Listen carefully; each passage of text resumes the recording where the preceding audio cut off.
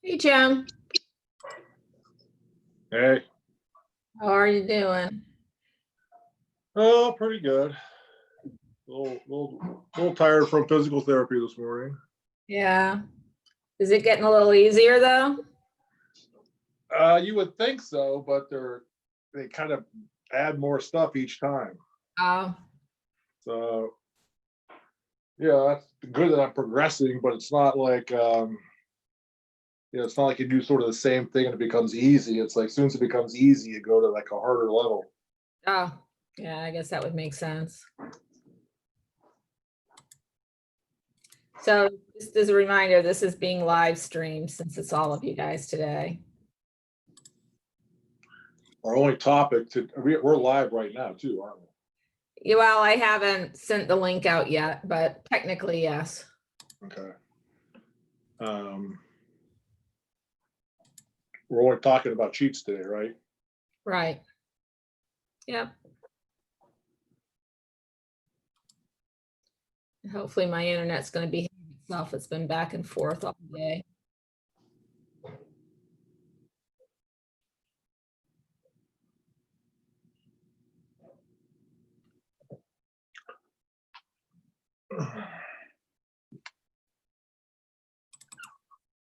So how many years did it take your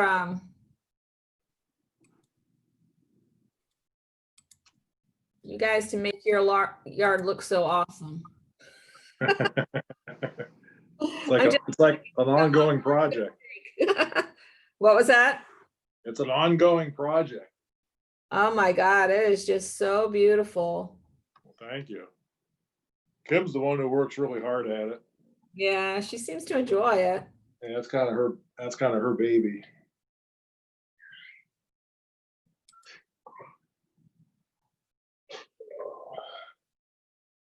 Yeah, that I think we're gonna push that BZA meeting to the 21st. That just gives me a little bit more time to post everything. I still have Of July. Yeah. Yeah, if I just checked with the board members, so far everybody can make the 21st. Listen to one more person.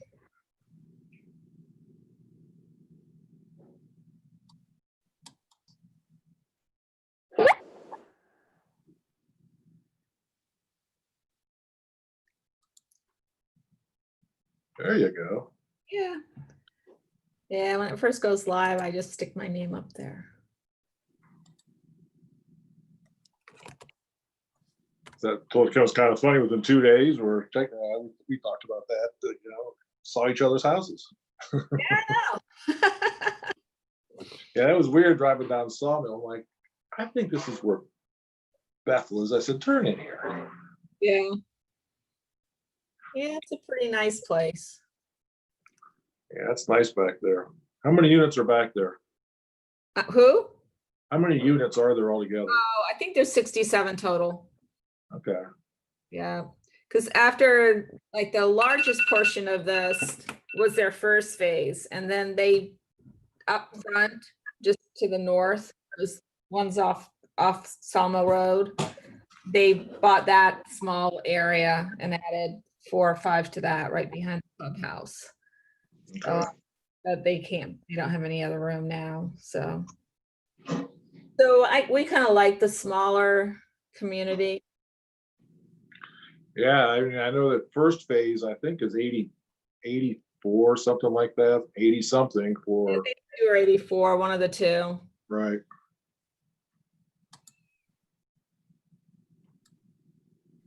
Yeah, so because the kids wanted us to move up to Jerome Village where this model was, because they would have been walking distance from us. It was really tempting with grandkids, but it's such a drive. If we had been retired, maybe, but that's just such a huge place that we kind of like the smaller community. You get to know everybody a little easier. Well, you're close to grocery stores and like Target. Oh yeah, we ride our bike. Well, Mr. Myers rides over in my neighborhood, or he used to. I haven't seen him at all for a long time, but yep, you can go just about anywhere. And that neighborhood and behind us is great for bike riding back there or walking. Bob went a little bit further back, and I guess there's some bike paths. Did you ever go to Handel's Ice Cream? Oh yeah. That's a Youngstown place. Oh really? I didn't know that. Yeah, that was the original Handle. I mean, they came to Columbus like, I don't know, maybe 10, 15 years ago.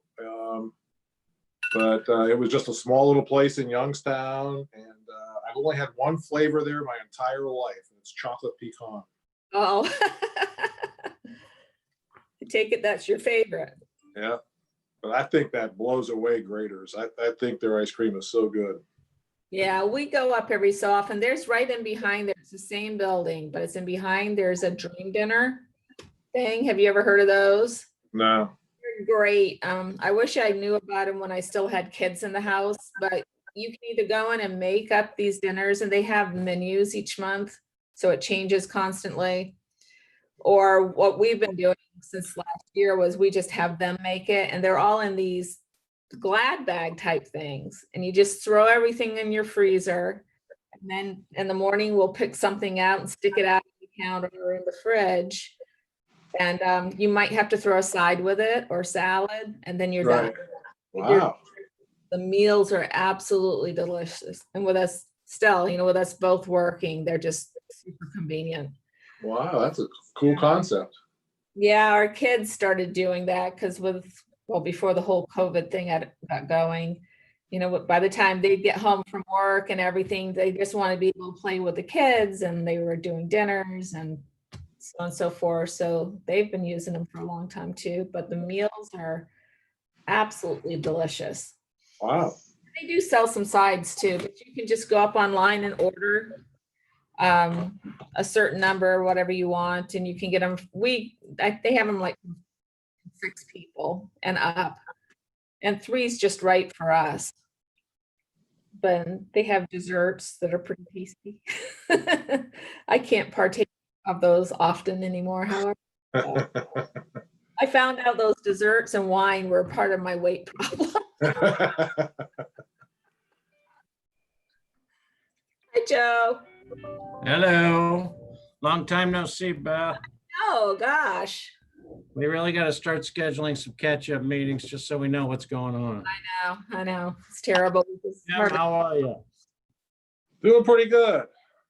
Good. How's your boost supply? Whoa. I just know you've had surgery and there's, you got to take the edge off, right?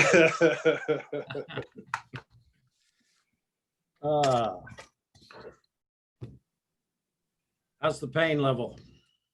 It's actually, the pain is, I don't want to say it's non-existent, but more swelling and stiffness than anticipated. So I have much less pain than I thought. It's more swelling and just stiffness and kind of muscle achiness. Gotcha. It's slowly getting better. It'll be 2 weeks tomorrow. So Wow. like I said, I feel like they're pushing pretty hard in physical therapy, but it's actually working. Yeah. Hi, Laura. Hello, can you hear me okay? Hear you fine. There he is. Mr. Roper, I registered you for a 20K run next week. Figured you'd be in shape for Here comes the wheelchair section. Whee!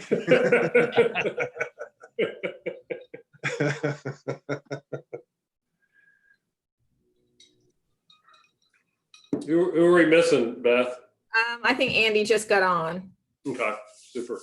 And Tony Palmer might be joining us too. I'm not sure yet. Okay. Okay. This is Andy, Tony Palmer. I am on the call. Oh, hey, Tony. Oh, I thought that was Andy's phone number that popped up. Okay. So I guess just Andy.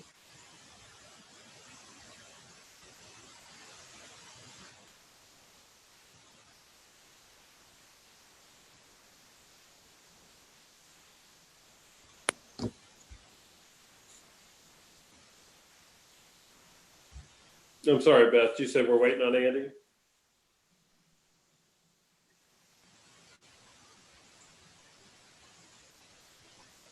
You're on mute. Hey, Beth, you're on. Beth.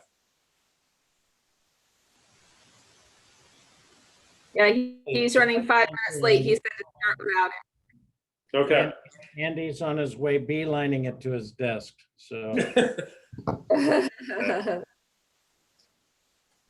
Well, and Andy knows most of this. So, Mr. Chairman, we had an impromptu special meeting with Ms. Kunze from Sharon Township regarding the issue of the proposed Sheets development down at the bottom of the hill where the office building used to be. And this has obviously become a very hot topic within the community. There's a lot of opposition. We recognize this is in Sharon Township, not Perry Township. But we've always been extremely helpful to our neighboring township, and we want to recognize the importance of this issue to our residents as well, since we were direct neighbors to them. The developer originally issued a variance request to the county, which is a little premature. The county, being County Planning and Economic Development, issued a letter back to them saying, you need to submit to us a variance, a zoning compliance request for us to determine what variances that you may need as part of the project.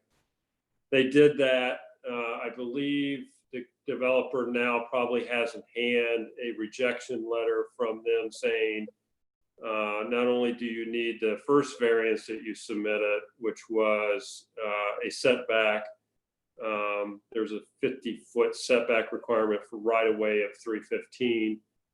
They want 10, which is very close to the roadway. And there is a parking variance that they will need to submit, and a request for a variance on the right in, right out width. And so the developers got a little work to do in that regard.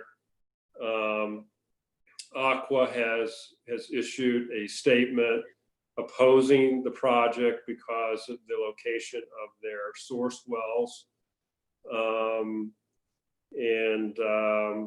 So there is a number of things going on. We wanted to get on the same page, Mr. Chairman, so that we can assist Sharon Township and assist the community as they look forward to trying to put together talking points and making sure that they stay on message in regards to their concerns and opposition to this development. Would you say that's accurate, Laura? Yes. Obviously, we've all been hearing a lot from residents and the local businesses with the concerns, which we've been compiling as we learn more, and then just trying to figure out where we can, one, plug them in appropriately so that they're not just going out and shooting stuff out there and bombarding people in a way that hurts the efforts, but also make sure that Sharon Township, Perry Township, we're out in front of the county folks that are going to be making some of these decisions so that they're steered in the right direction as early as possible. Maybe I'm just throwing this out there, and maybe Joe, you can answer this. It kind of sounds like a lawyer question, maybe a little bit, but do we get any kind of, does Perry have any kind of a standing to take some kind of a position in this because of the water issue? That's the sole water source, obviously, drinking water source to, the largest part of Perry Township. And, if our water supplier is concerned, obviously that should mean that we're concerned. To me, that's almost near the top of my list, which is, a gas station right next to your water source doesn't seem like a very smart thing to do. But I'm just wondering if we have some sort of standing to kind of have some official say in this, because residents are directly impacted potentially by this development. Jim, I don't think you got a straight line connection. I think that we have a peripheral because you are part of the county. This is a variance going to the county between Sharon and Perry making up the county along with everybody else. The citizens, obviously safety, major issue. Water quality, like you said, that is a sole drinking source. There is a requirement that the tanks and their property be 300 feet from a tank well. We still haven't gotten that, or a well itself. We haven't gotten that drawing yet from them as to where it's located. Franklin County believes it's like 304 feet, but we need to verify that. And I think that even if it is 304, my argument would be, okay, who came up with the 300 and how long ago they come up with it? And what are we going to do if they contaminate the wells, and you start throwing all these things out there. And then you've also got an economic development standpoint. All right. You got a big neighborhood across the street made up of Sharon and Perry and a lot of people and a lot of investment, et cetera. And you want to throw a building, 10 feet from 315, show the back ass of the building there. I mean, why? So you can get into a lot of these different things. I went through it before. You're an attorney, you know that with a variance, you have to prove, anywhere from 5 to 9 different reasons why you're entitled to that variance. And when you read their arguments, they are some of the worst I've ever heard in my life. So I think that has to be attacked as well, and tactfully so that you give a right to dismiss it, because if they deny it and they decide they're going to appeal it, it's going to go to the county commissioners. So you really want to take this opportunity to build your case and get it in there. And so long answer short, I think you've got that economic development, safety, lots of things on the periphery, and you are the county, your voters. So that's it. Do things like petitions help sway Absolutely. people? Like if there's a Absolutely. neighborhood petition circuit, circulating that says that we're opposed to this, and Absolutely. Well put together petitions. Okay, that are carefully thought out, the reasons why. Variance boards, if they're really doing their job, they want to hear the facts. They don't want to hear emotion. Okay, emotion means nothing, but you have to address the facts. So, and that a petition that's well written and saying these are the general concerns of the following individuals that have signed, you know, it comes to safety, this is why, it comes to economic development, this is why, it comes to protecting our neighborhood and the investments we've made, the aesthetics entering our neighborhood, the water quality, the access to the well. That well created and then signed off by lots and lots of people, I think is a big key. And then you want some citizens to be present that are well versed and not, again, speaking from emotion, but speaking of facts, and that can answer questions about why if they come up. We have identified 3 to 4 residents from the Wilmington Hills area as well as Mount Air who are going to be those representative residents. So at this point, after this meeting, the hope is that we schedule a time to sit down with them and help them shape kind of what their agenda is going to be and make sure that they can help channel some of these emotions and passions into actionable, useful activities that we can put in front of the county folks. Okay.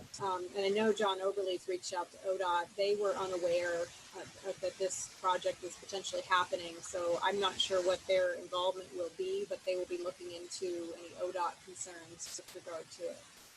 Yeah, and just from my standpoint, you know, so as I'm kind of hearing this, it's like we got Sharon, we got Perry, we got residents, and then I think the last key is the business owners that, you know, like I was telling you last night, Laura, you know, I talked to Sam Elliott at Goddard, reaching out to the financial, we got the Hills Market. So I think that, you know, we hit from, you know, there's the government aspect, there's the neighborhood aspect, and then we got the, you know, we got the commercial aspect. And I think, you know, again, everybody has a different, is going to have a different skin in this game. And I think that's how we approach it. One of the things I would like to do briefly is we talked about who was going to reach out to who. I'd like to get something started in an email saying, I have spoken with X at Friends of the Olentangy. I have talked with such at ODOT, because that helps to build our record that who was notified, and then how do we follow up? You know, I can't believe Friends of the Olentangy are going to sit on the sideline and say, yeah, go ahead and put this in the ground. So we got to. One of the residents has a relationship there. We did get contact information on Flo and the ODNR people that are relative to Olentangy River. Yeah, so Joe, I have a list Yeah. started. Yeah, Joe, I reached out to my ODNR folks. I worked with her 28 years, so I relied upon some relationships. And I sent that to Laura. Laura, at a resident, has a better relationship with Flo, so I think they'll be engaged. Okay. And then Aqua, I talked to Aqua. I know the fire chiefs reached out to me. Of course, my police chief has concerns, so we've got those lined up as well. Do we have a, you know, kind of like where Joe's going on this thing, a list and almost like a matrix of like who's going to be the spokesperson for neighborhood, who's going to be a spokesperson, you know, and then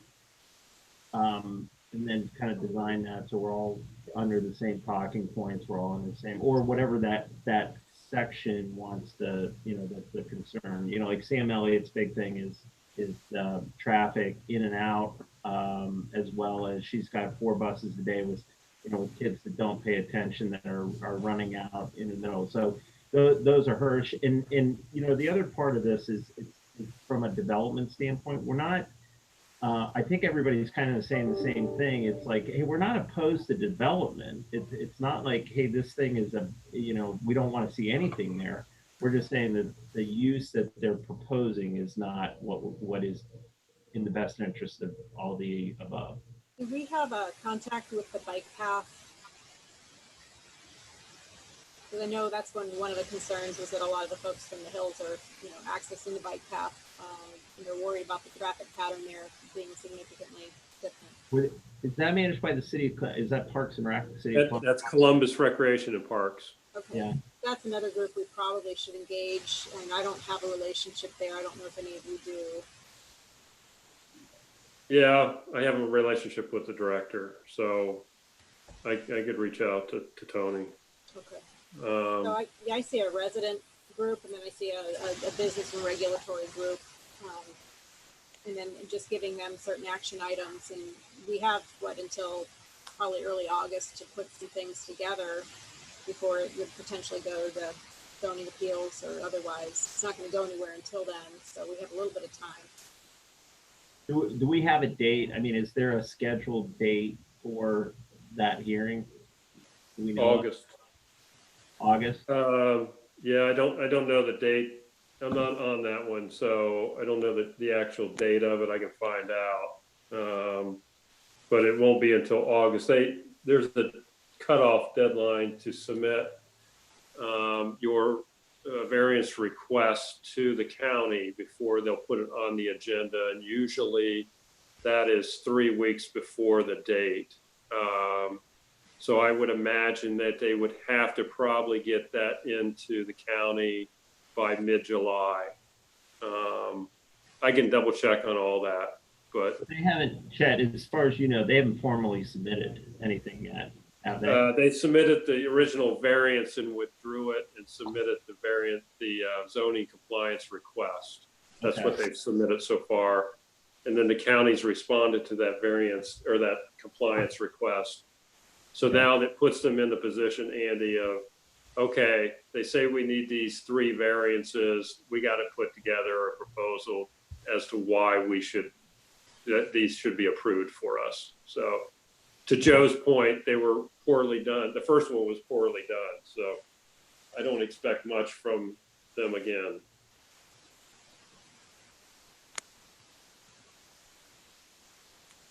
And I apologize. I was late. I'm sending you all these things from Aqua. I misspoke the other night and did not think that Aqua signed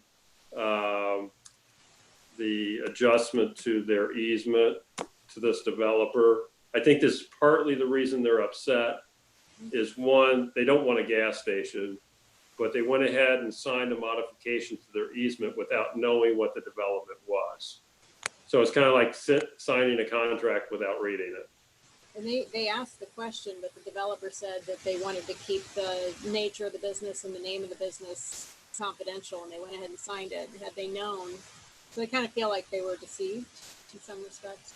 Had they known, they wouldn't have signed it. Right. So Joe, you should have all those drawings. Everybody else should have them too, but you're the one that needs to kind of look at them. Okay. So if you and Andy can look at it, give you an idea. Can I throw one more thing out there that I was thinking about just now? I know a big part of their income stream is like beer and wine sales. Is there any kind of limit on like liquor licenses in an area like that? I mean, obviously Rusty Bucket has one, Hills Market has one, both gas stations have one. Is there any kind of way to, if they were permitted to get a liquor license down there, I think that would kind of screw up their whole scheme, of they got to have that. Is there anything we can work with there? I'm going to speak a little bit outside of school, but my understanding is the liquor licenses are determined by the population of the township. And so many are issued or et cetera, based on that. You have the capacity to buy, and I don't know whether you can transfer around based on the population that's around. So it's complicated, but I would say that's probably the furthest reach, because I can tell you I've seen players spend $1 million for a liquor license. Right. So I wondered if there was a regulation on the amount of gasoline that could be stored that close to the river between the 2 gas stations that are already there. If there was any kind of a critical mass we might hit from a terrorist concern and also from a, environmental pollution concern. Right. By the way, Preservation Parks, I know it's mainly a Delaware organization, but somebody should reach out to them as well. They've got a lot of properties, et cetera, that are all part of the Olentangy, and Olentangy is, I think, an important part to them.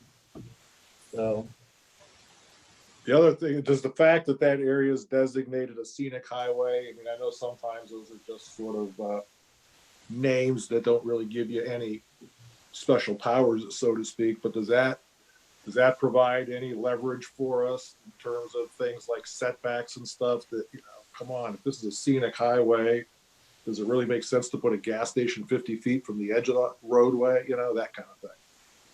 well, Jim, I do believe that's one of the biggest arguments is the 50-foot setback that they're asking a variance for equates to an 80% variance to the code.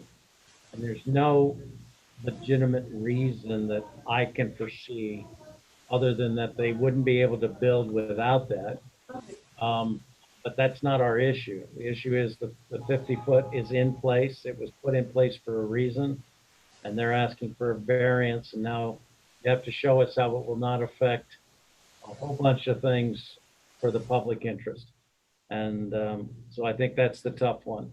The parking, I don't know what that variance is at this point. I don't know what the overall parking is of the shopping center, how convenient that parking is to the shopping center.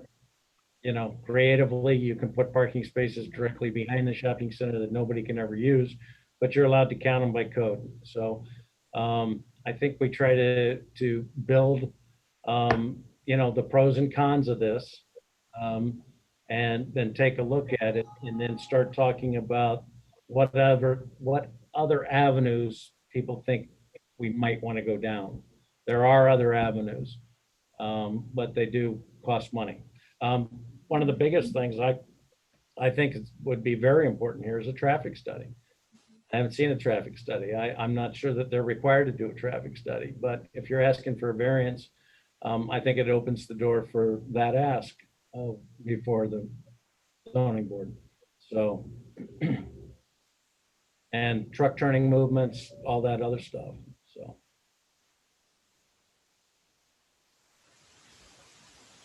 Well, I know certain things cost money, obviously, but I do know I've heard from enough residents that said they would, who knows how much when push comes to shove, but they'd be willing to contribute to some kind of a fund to help fund, to retain the kind of folks that we might be able to need to help, persuade them on our position. Well, I'm checking with a few of them right now as to what that expense might be. Yeah. So I think from a township perspective, I would expect if the township at some point is going to come out and say we oppose it, for me, I think the township should be responsible to retain whatever resources we would need. We just have to figure out, do we need to go that far? I mean, is there enough in what we're doing to persuade the county to put the brakes on, or if we need to take another step, we do. I just feel like the township should have a responsibility in that versus the residents. I don't know, Tony, if you have a different opinion on that, but. Laura, I can talk to you as well. I know I've got in mind a couple of people that I think would be outstanding Okay. for this. Worked with them a long time. So I will stay in touch with you on that. Okay. And give you my thoughts further.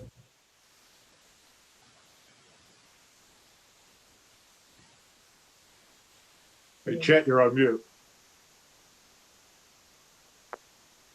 Thank you. Can you hear me now? Yes. Okay.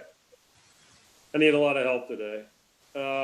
So, Mr. Chairman, at the end of the day, Laura and I had committed to this community group that we would get them together and help them with their talking points and assist them as they're moving forward. I love the idea of a petition, but I don't know that we'd want them to put the petition together, or maybe we want them to put a draft together and we'd look at it. It sounds like would be an important document that if we get it done right the first time before we get the first signature. And that would be something that they could do. But we did commit to meet with them and kind of fine tune their talking points. Obviously, we're not going to do it this week, but we'd like to get a date on the books, even if it's a couple weeks from now. Maybe that gives us enough time to pull together some language for a petition. That's something that I think they could easily do, and it would keep them kind of engaged. I don't know if that's the direction you want to take, but at the end of the day, I apologize. Laura and I did commit to them. We get them together eventually. Yeah. And they're chomping at the bit. I think if we don't give them some direction and a pathway, it's going to just be kind of chaotic and grassroots. I'm not sure that's going to have the right message for the people who need to hear it. Well, maybe one of the first steps then is just putting together language for a petition.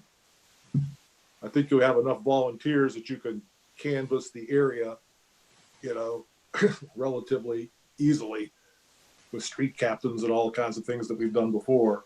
How much of that can be done electronically, just from the COVID perspective, to reduce the amount of people touching a piece of paper and everything? Is there a valid electronic way to do that?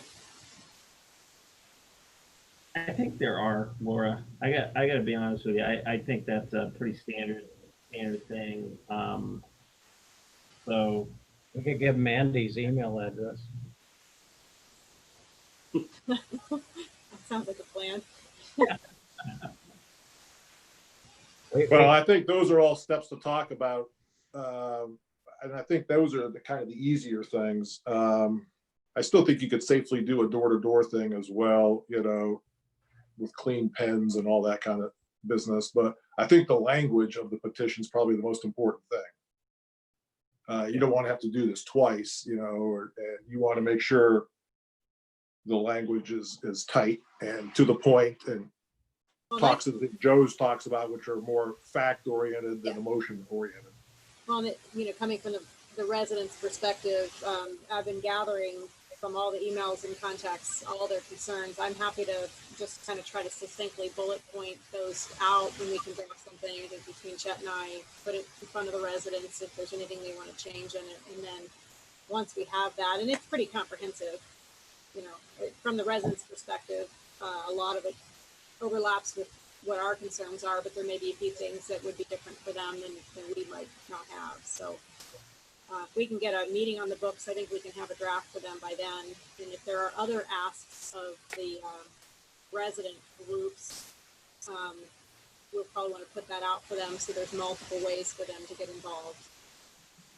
Yeah, I'm thinking about it. I mean, I don't think it would be too hard to send out an email or put an email, something up on the township boards, et cetera, where they can literally cut, paste, and send. Yeah. And that would handle the project as well. So if you two get your bullet points together, if you could probably do that in the next 5-6 days, Tomorrow. and then maybe send it to the group, or what? I'm sorry. I can do it tomorrow. She's doing it tomorrow. Yeah, I already got it halfway done, so we're good. Okay, all right. Then I think we can reform it, and everybody can kind of take a bite at the apple and see, again, factual, non-emotional question. And you don't have to state a fact. You can ask a question. You know, no traffic study was done. You know, what's it going to do to the timing of the light? We're already backed up. What are the AM, PM peaks? Great. All that stuff. So we don't have to have all answers. We can ask questions. Sounds good. Okay. .org is sort of the mainstream online petition website.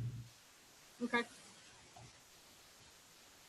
Yeah, the one Facebook group has over 900 people, so I can't imagine trying to get that many face-to-face signatures, but I think between in-person and electronic, we could definitely get a huge involvement. Yeah, and that'd be something that once we, you know, if we set it up and we have a link, we can just send it out. It's going to be the easiest way to distribute it, especially in the conditions we have now. Yeah. So Andy, Mr. Chairman, I mean, how do you want to, as far as a meeting with this group, I would propose that we would do something in the latter part of the week of the 13th. That gives us plenty of time to get everything kind of in line, or even the middle of that week. Do you want this to be a special meeting with all trustees in that call, or how do you want to proceed? I don't see anything wrong with doing the special meeting aspect of it, just because that gives you the flexibility of having, obviously, more than one elected official there. So I would tend to go that route. Okay, And plus, I think that lends some officiality to the whole process anyway. And I think it shows that we're, more invested if we're calling, meeting as a group, so to speak, rather than individually. total agreement. So Beth, if, I guess, the trustees and in the names, so Laura, did you get Beth the names, or did I get Beth? Did I give you the I think names? she has the Worthington Hills ones, but not the Mount Air ones. I can send you those, Beth. I'll just email you those tomorrow. There's free. So Oh, okay, that's fine. So Okay. somewhere around mid to end week of July 13th then. Right, I'll just send an email out to all of you, and then if you can tell me dates and times that work best, then we'll pick one and go from there, okay? okay, Sounds good. good deal. Should this be, one last question, should this be an evening meeting or during the day? I mean, I think a lot of people are back to work now, whether or not that's from home or at their businesses. Perhaps a evening meeting around 6:30, something along those lines. Would that work? that We're would gonna have citizens, I think it ought to be around 6:30. 6:30, okay, okay, okay, all right, good deal, thank you. Thank you. Thanks, everybody. bye-bye. Bye.